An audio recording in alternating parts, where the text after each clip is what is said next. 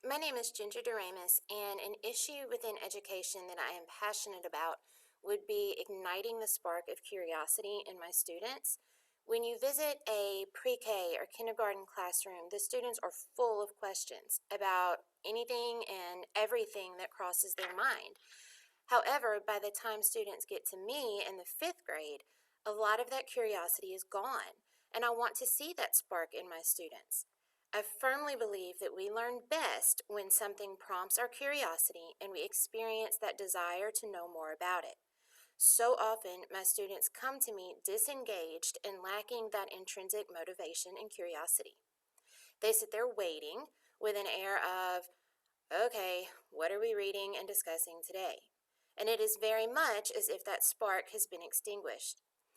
As teachers, we often get so caught up in sticking with the curriculum, staying on pace, and making sure that our students are mastering the standards that we feel like we don't have time to nurture that desire to learn. In return, students become deflated and stop asking questions. In order to address this or respond to this, I encourage my students to ask questions. I often tell them to question everything, including me. And as we move through the learning activities and lessons, I encourage students to write down any questions they have that aren't directly addressed in the lesson. After we've closed the lesson, we address the student questions as a class. Some are discussed, but I mostly encourage students to look it up.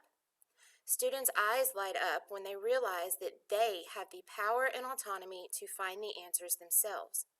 Not only are they answering their own questions, but they're learning that their questions have value, and they are very much participating in self-directed learning.